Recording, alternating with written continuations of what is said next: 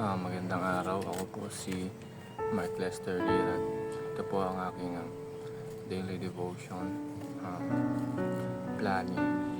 Break goals into steps na tinalakay po ni Pastor Russell Ocampo sa 365 daily devotion.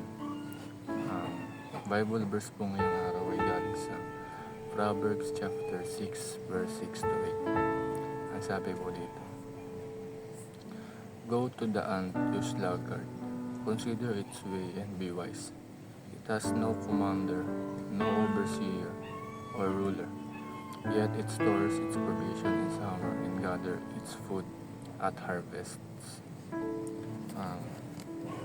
Unang katuruan po ngayong araw ay Christians are dreamers.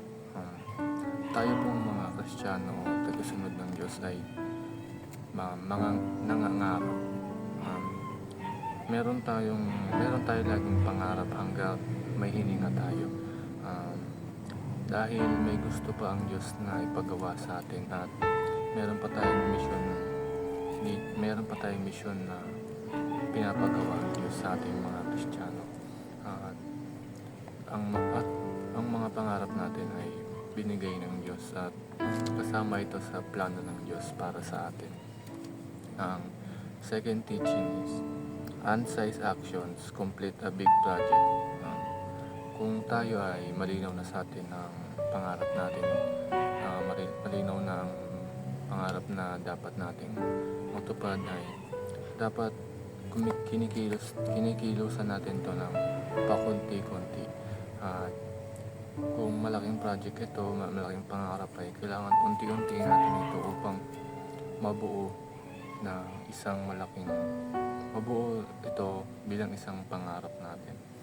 At dapat alam din natin na paano ito kunti-kuntiin. Kaya nga yung title ng devotion na Break Goals into Steps. Hindi naman pwede na yung goals mo is makukuha mo agad. Kailangan mo itong kilusan. At upang matupad ito, kailangan natin konti-konti i-break down natin ito para matupad ito. Huling teaching is time is precious commodity. Mas mahalaga ang oras kaysa sa ibang material na bagay katulad ng ginto o pera. Dahil kapag nagamit natin ang oras natin ng tama, ay marami pa tayong ginagawa sa pang-araw-araw na buhay natin.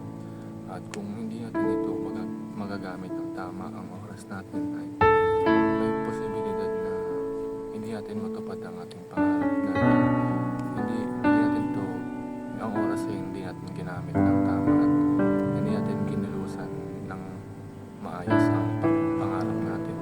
Ang realizations ko po is kung may plano tayo sa buhay ay i-breakdown natin ito ng pakunti-kunti, kilusan natin ito ng pakunti-kunti hanggang matupad natin ito.